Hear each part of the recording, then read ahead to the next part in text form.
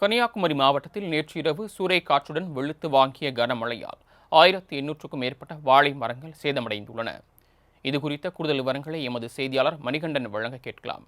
மணிகண்டன், நேற்றிரவு கன்னியாகுமரியில் பெய்த மழை குறித்தும் மழையால் ஏற்பட்ட சேத விவரங்கள் குறித்தையும் பதிவு பண்ணலாம். வணக்கம் சரவணன். கன்னியாகுமரி மாவட்டத்தில் தென்மேற்கு பருவமழை தொடங்கியுள்ள நிலையில் நேற்று இரவு சூறைக்காற்றுடன் பெய்த மழையின் காரணமாக நாகர்கோவில் அடுத்த நேலம் ஊராட்சிக்குட்பட்ட கொள்ளல் விளாகம் பகுதியில் சுமார் 2 ஏக்கர் பரப்பளவில் பயிரிடப்பட்ட 1800க்கும் மேற்பட்ட வாழை மரங்கள் சாய்ந்து சேதம் ஏற்பட்டுள்ளது.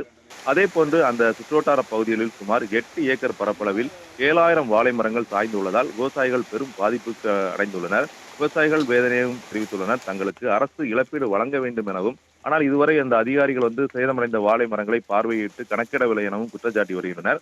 அதாவது கன்னியாகுமரி மாவட்டத்தில் தற்போது தென்மேற்கு பருவமழை தொடங்கியுள்ளது. இதன் காரணமாக மாவட்டம் முழுவதுமாக பரவலாக மழை பெய்து வருகிறது.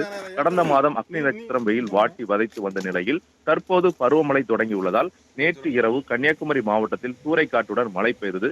இந்த சூறைக்காற்றின் காரணமாக குமரி மாவட்டத்தில் பல்வேறு இடங்களில் மரங்கள் சாய்ந்தன. அதே போன்று அதனால் மின்கம்பங்களும் சேதமடைந்து மின்சார தடையும் பட்டது.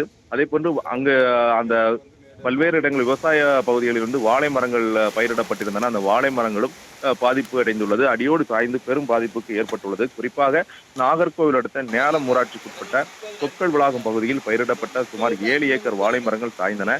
இதனால் விவசாயிகள் பெரிதும் கவலை அடைந்துள்ளனர். இதற்கு அரசு இழப்பீடு வழங்க வேண்டும் எனவும் கோரிக்கை விடுத்துள்ளனர்.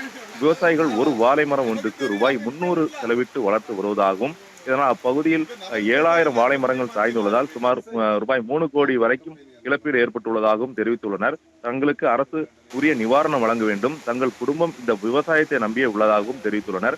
மேலும் இங்கிருந்து பல்வேறு பகுதிகளுக்கு ஏற்றுமதி செய்யக்கூடிய வாழை ரகங்களான ஏத்தன், பேயன் போன்ற வாழைகள் பாதிக்கப்பட்டுள்ளது.